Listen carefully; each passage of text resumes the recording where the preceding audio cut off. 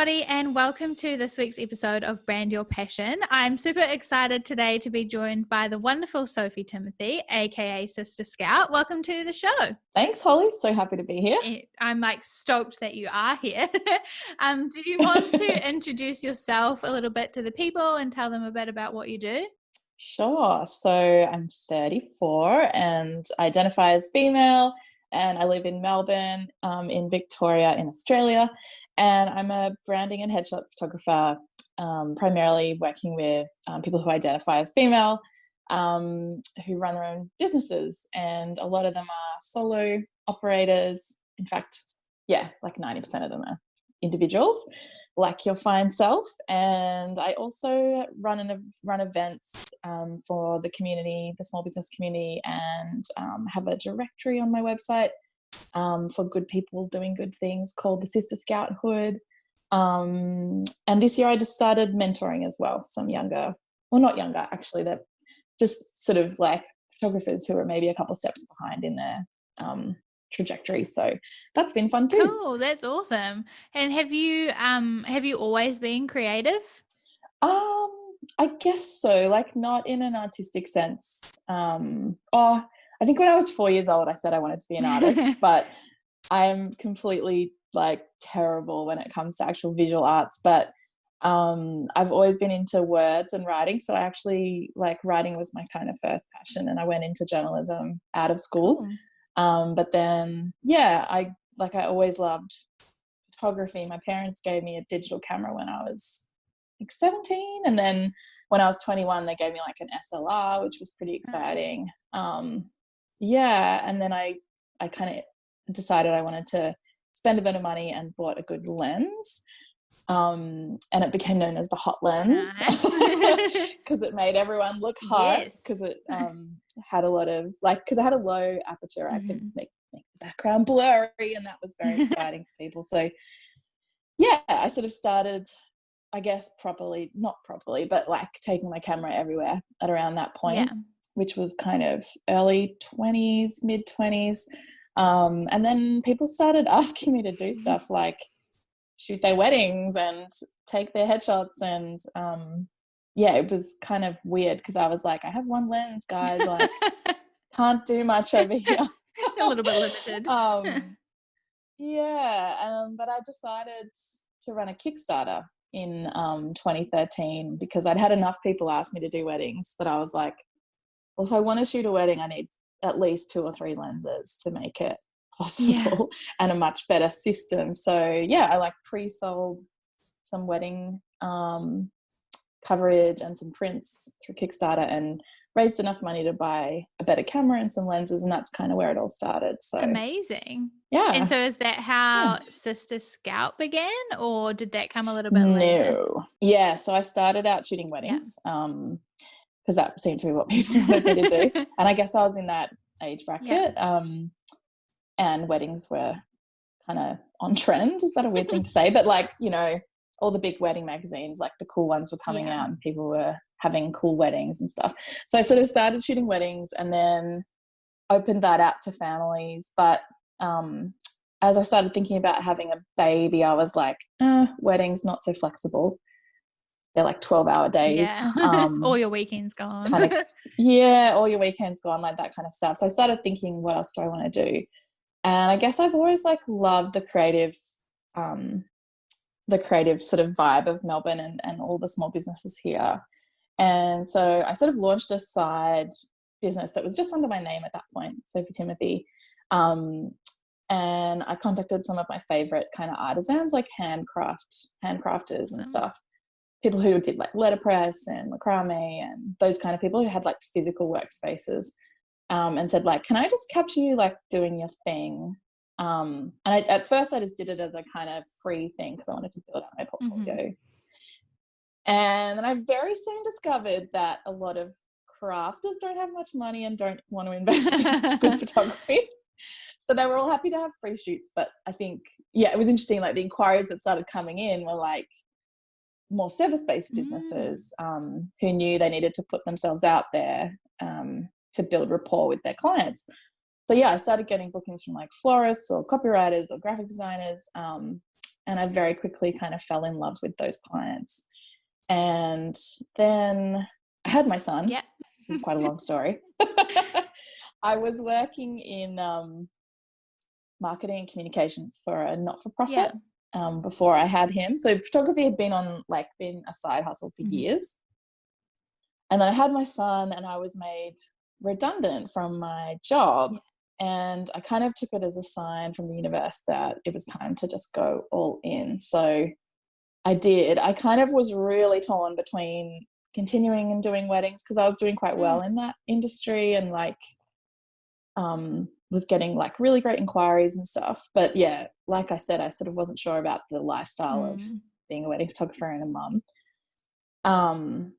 But I sort of hedged my bets and I rebranded Sophie Timothy to Sister Scalp, and I kept my Sophie Timothy photography going, but sort of shifted more to families and the occasional wedding. But I think when I rebranded to Sister Scalp, which was, I think 3 years ago, I forget. Sometime around 3, maybe. Yeah. My son's turning 4 in December. It must be around, 2.5 years ago. I just feel like I finally felt at home in my business. And I think it was partly the branding and just kind of like, I think with my wedding and family photography business, I'd had this false belief that I needed to be kind of like fancy and like not corporate, but like attract, because family photography is kind of a luxury, like, and I wanted to price it high enough to live off that income. I was like, oh, I've got to like look more professional than I am and be fancy. And Sister Scalp was kind of an afterthought. Like my graphic designer kind of just did it quickly and didn't put in as much effort as she did with my Sophie Timothy stuff. And it was just funny because I was like, actually, I really resonate with this, like the kind of fun and the playfulness of, because my brand colors are like pink and blue. And the whole scout thing, like I did Girl Guides for 18 years. So I really resonate with that. And she did like a little scout icon for me, which I don't use anymore. But yeah, it was just so different from my other brand, which was really formal. And like austere. So I think I just finally felt at home. And amazing. Then, things kind of grew from there. Awesome. And so you said you had a graphic designer who helped you with that stuff. What made you decide to get a designer instead of doing it yourself? And what's that like? Yeah, I think it was part of like wanting to take my business seriously. So I had my first logo was done in Canva like 8 years ago. And it was terrible. And then I like got a graphic designer to like slightly improve it for me, but she really wanted to strip it back and start all over, and I was like, no. Typical like working with friends, I didn't give her enough creative control. And I think I was still developing my own taste as well, and had no idea. Like I was, early to mid 20s, like I just didn't really know what I wanted or what my brand was at that point. And then like when my wedding photography started to take off a bit more, I did engage another designer who did more of a hand-drawn kind of logo, but he didn't supply any like other stuff. Like he didn't provide me with a style guide or a font or anything. It was just a logo, which was like a cute logo, but looking back, I think to really be professional, like you kind of need the full deal. So when it came to rebranding and relaunching after I'd had my baby, I was like, nah, I'm going all in, just gonna do it all. And I found Amber Ladd, who is based in Victoria, and she was kind of like still working under another designer but just starting out on her own. And I got like, I'm so lucky I found her at that point, because she's now like inundated with inquiries and has an enormous backlog. And it's just kind of somewhat of a cult designer, like Squarespace web designer and graphic designer. And because I worked with her so early on, she's just been so generous towards me and really loved working on my brand with me. So I'm really grateful to have worked with her. And she is like such a passionate advocate for typography. So I feel really lucky to have had that contribution to my brand. Like I wouldn't have valued it probably as much if she hadn't kind of really taught me that stuff. Yeah, nice. Yeah. That's awesome. And did she do your most recent rebrand as well? Mm, Yeah. yeah, yeah. So I think she kind of felt like, because Sister Scout had always just been, it was supposed to be like the side project. And then when it became the main thing, she was like, we never really did a full brand for you. Like, I just gave you some logos and like one font, but I feel like we need to really build this out and like make it really reflect you and where your business is now, instead of it just being this kind of,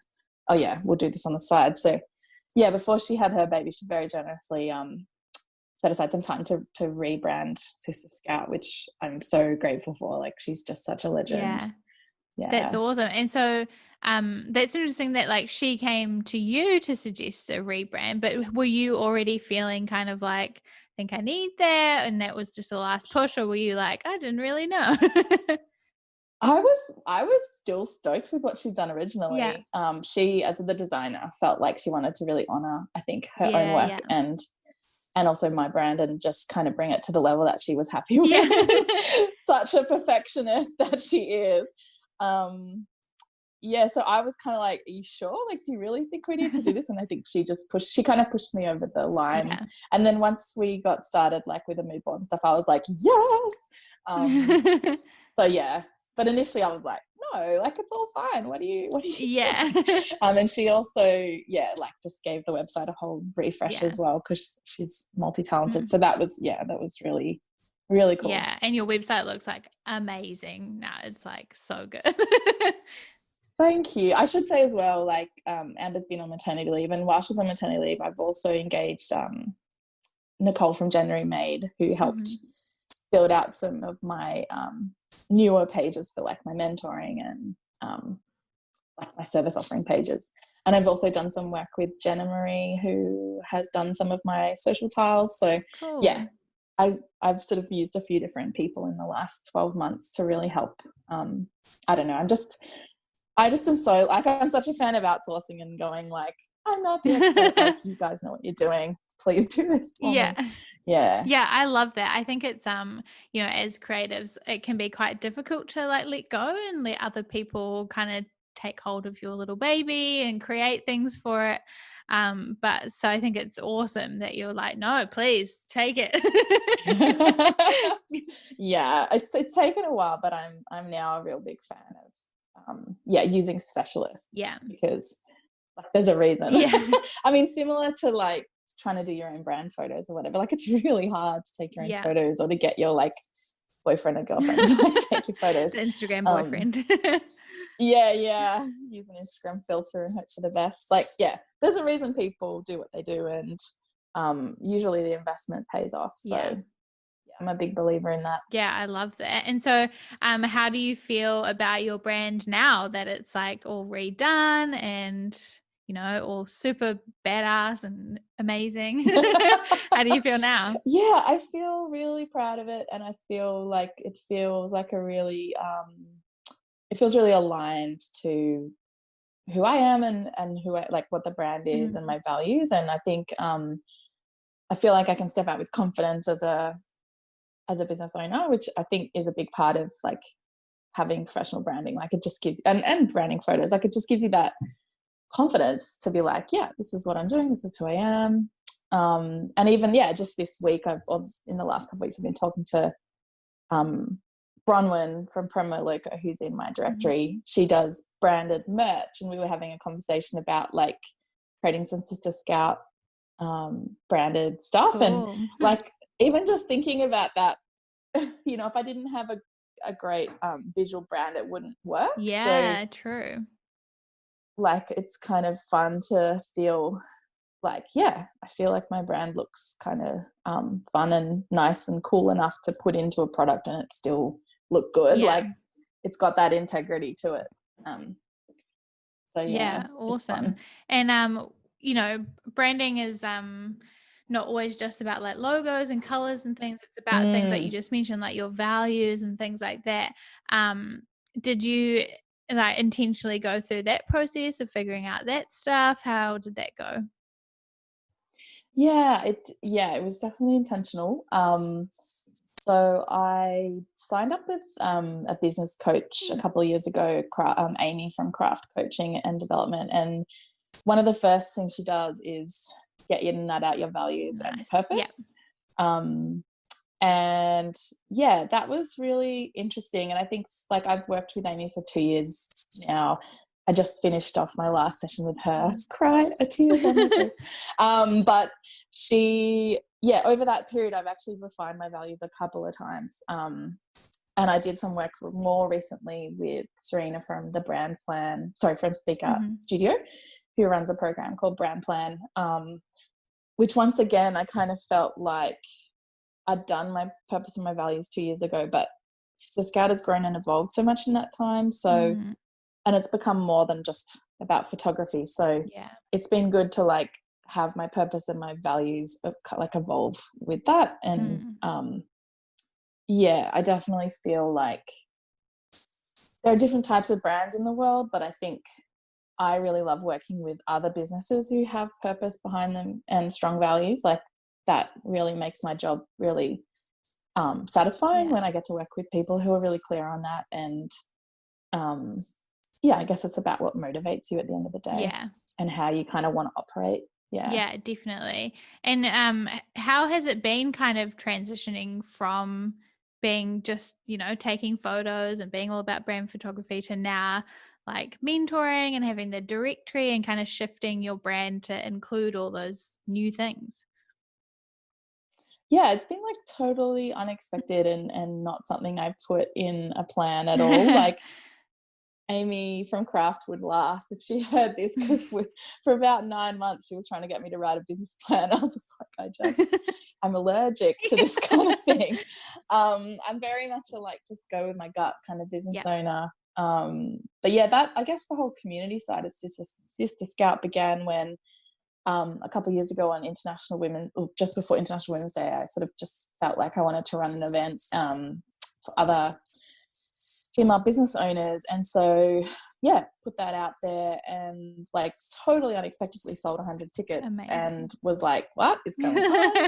Um, I think it was largely the quality of the panel that I brought together. Like they Oh, were really yeah. great people. So they brought their people. But yeah, after that, people were like, so when's your next event? Like, and I had not at all thought about it as being an ongoing thing, but I guess I caught the bug and I sort of could see that there was a, a bit of a gap in the market, so to speak, Mm, for events that were like actually coming from a place of like authenticity and I don't know, more than just networking. Like yeah. I hate that word, the N word as I call it, Yeah. and it kind of makes me gag a bit. Yeah.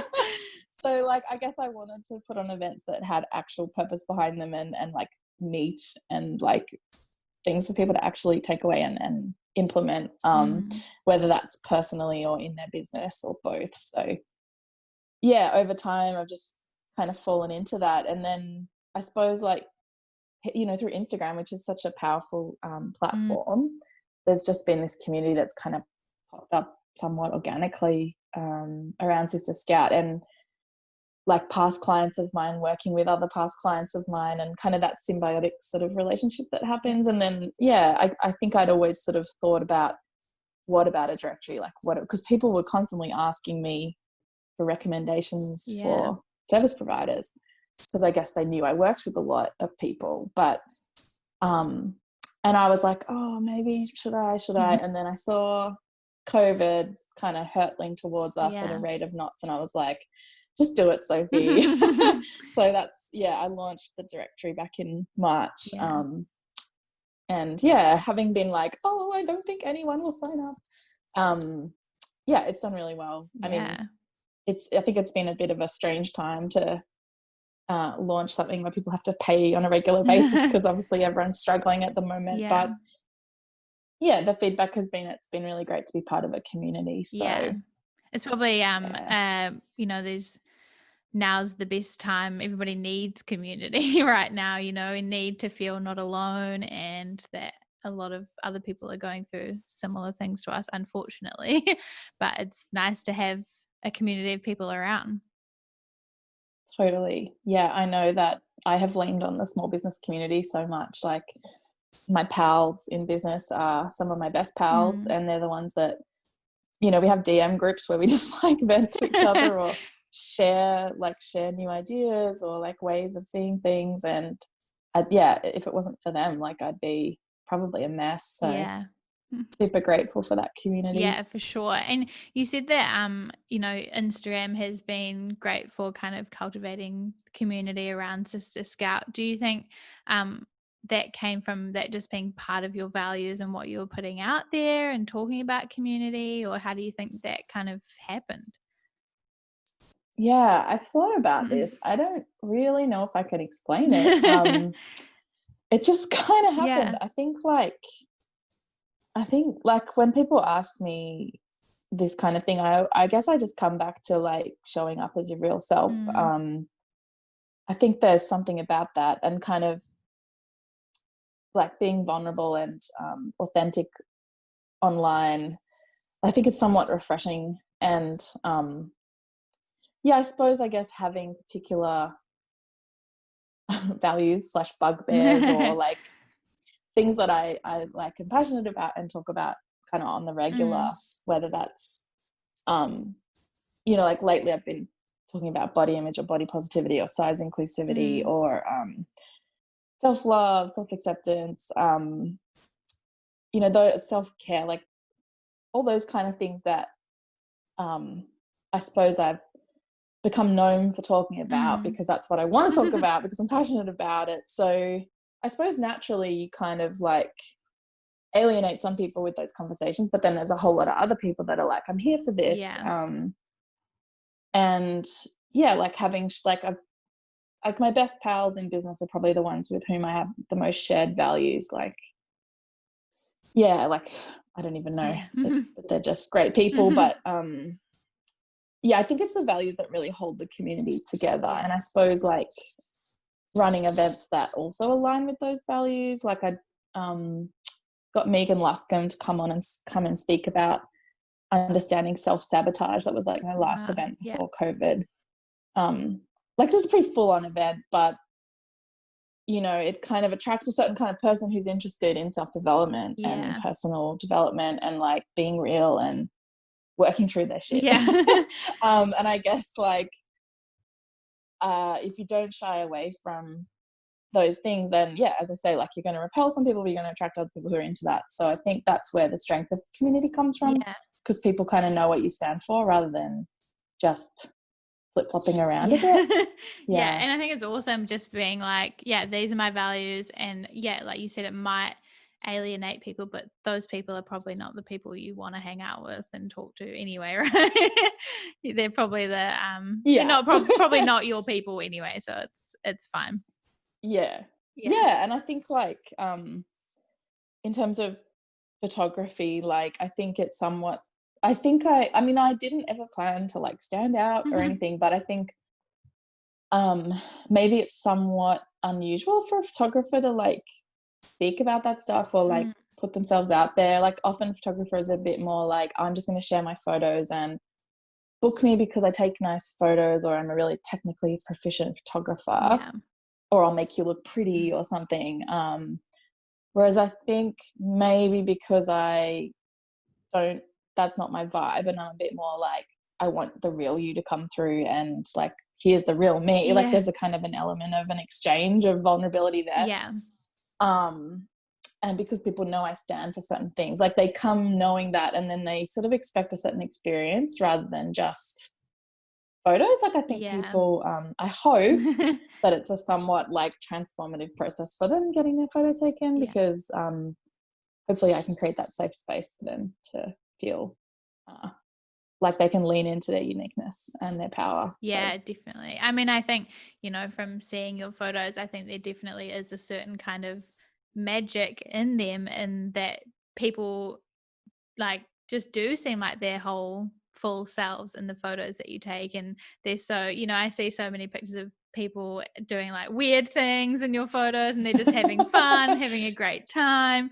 And like, I think that's a great testament to like you and your brand and your experience, and being able to then make them feel okay to do that and to be themselves. So Thanks, yeah. Hollie. That's really No, it's nice. awesome. I'm I like, like I really hope that's the case for people. I mean, I'm sure not everyone has the same experience, but I think the ones who do have a positive experience are the ones that do kind of take that little bit of a leap, and we somehow find like a dynamic between us that works. So yeah. Yeah. I yeah, think, well, with photography, I feel like there has to be some sort of element of like trust with your photographer, right? yes, To bring out yeah. the best in you, especially if you're someone like me who doesn't really like getting their photo taken and doesn't really know what to do.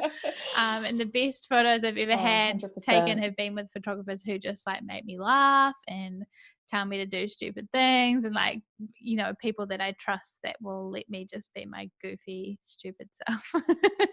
Yeah, Yeah. 100%. Yeah, and yeah, it's interesting you say that. Like, I think probably like 99% of my clients are like, I hate having photos taken. And I always remind them of that. Like, there's very, very few people in the world who like to have their photo Yeah. taken, and they're probably narcissists. So um, Yeah. you're not alone. Like, don't worry, everyone finds this terrifying. Even like the people who are the most conventionally like pretty people or whatever Yeah. are like shit scared of having their photo taken. So we're all in the same boat. I mean, I'm meant to be having my photo taken. I was meant to have it taken a week or so ago, but we're in full lockdown here in Yeah. Melbourne, so it's been pushed out to November. But like, I'm Yeah. terrified, and I'm like, yeah, body positivity, Yeah. accept yourself, and I'm still like, oh. So Well, you that's know, good to hear. we're all on a journey. Yeah, for sure. And so, even though we are all terrified of having our photos taken, and we freak out a little bit, obviously, you and I are both big believers that brand photography is important and something that's really powerful. But tell me a little bit about why you think that branding photography is important and something we should be doing as business owners or creatives or whatever. Yeah, I guess I think particularly for service providers in particular, especially if you're working one on one with people, like there's just so much trust involved in that relationship. And I think in the same way that showing up on your stories is a way to build trust, like so is having brand photos that can really kind of build that trust before people have even booked in with you. Yeah. And I think it's a really helpful way to communicate your values visually too. um, like, it is a cliche, but a photo does say 1,000 words Yeah. or whatever. Um, and yeah, I think also like you can use photos to kind of communicate values in a way that is kind of subversive too, which is kind of something I'm a bit new to and interested in. But yeah, I think like, over the years, photography I think has been used to in some ways oppress women. So I think if we can use photography in a way to like liberate women, Yeah. that's really cool. So that's probably not really relevant to your question, No, but I'm here for that.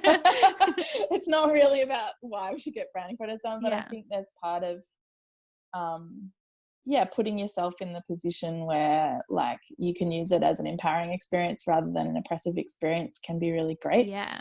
Um yeah, and I don't know, I think it can also just be like a celebration of where you're at and your business and how far you've come. Like, Cool. yeah. Sometimes I have people come to headshot days.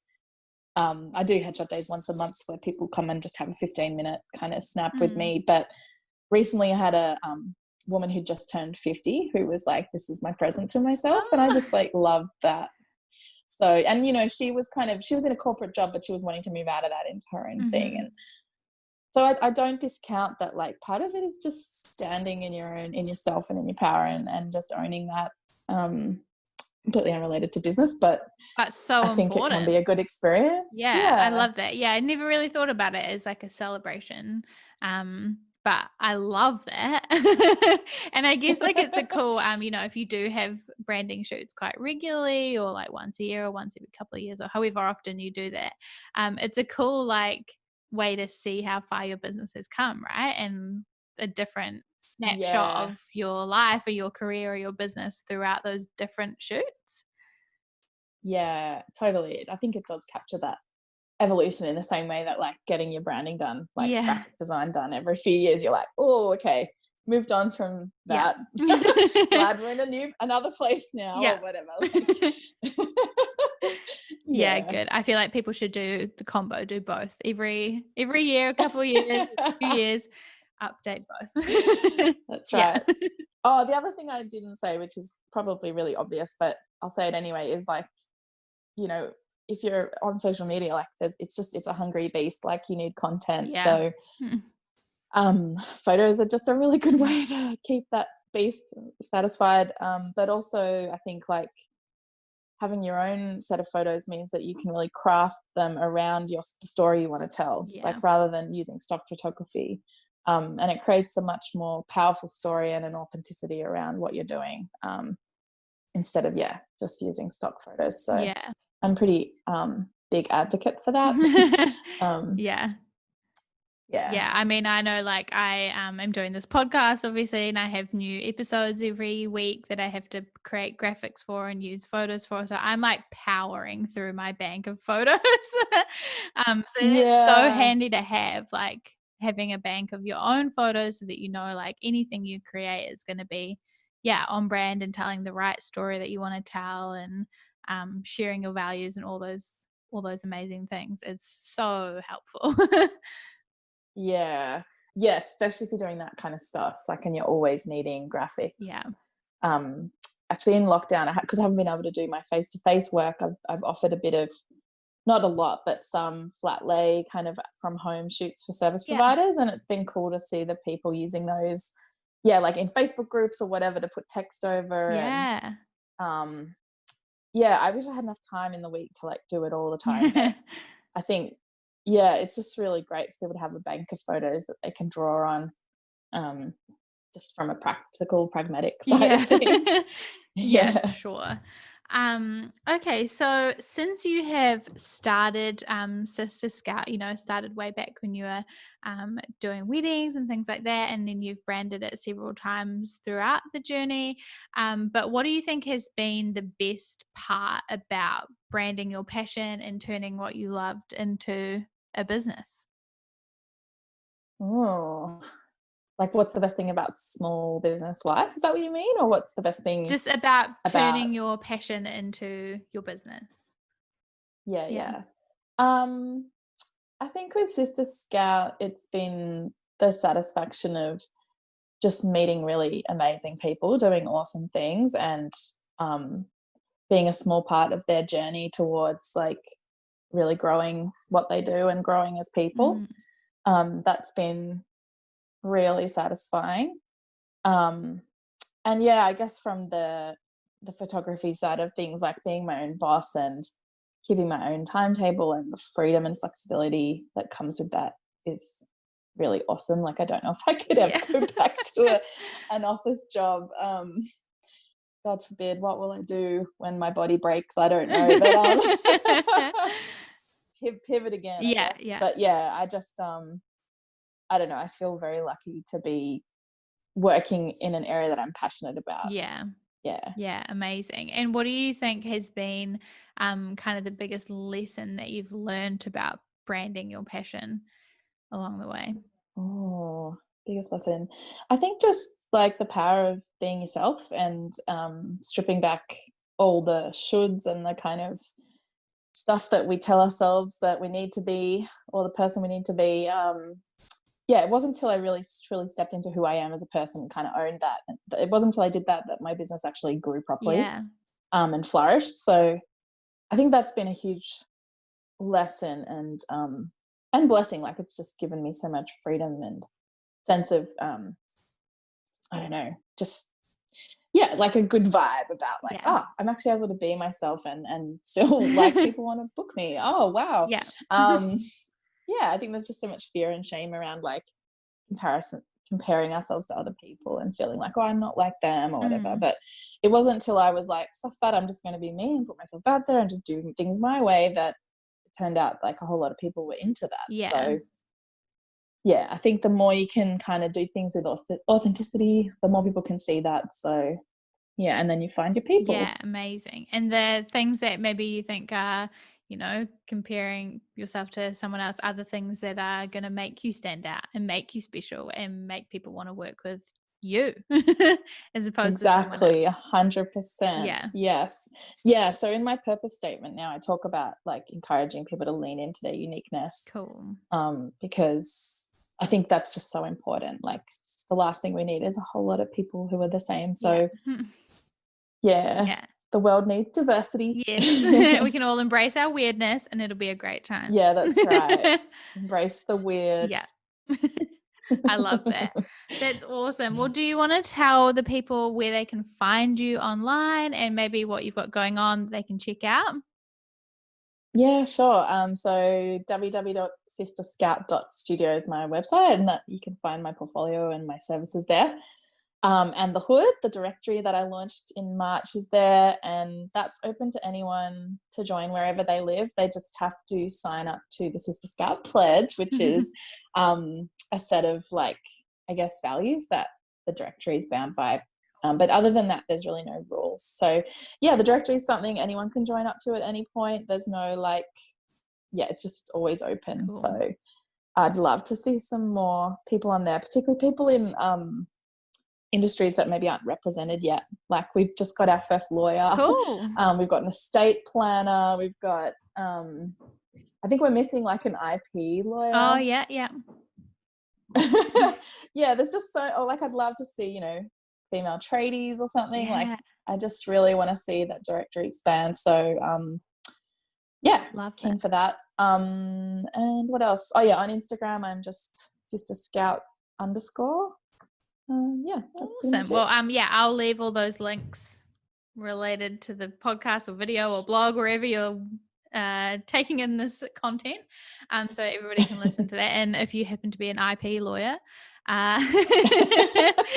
There's an opening for please you in jump the on the hood. hood. Yeah.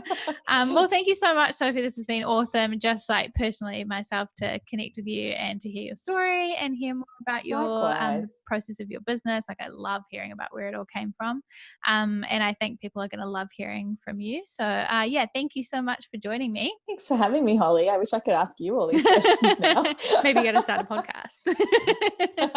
Yeah, I used to work in radio, so Ooh. it would fit. Yeah, you got the experience. Bye, everybody.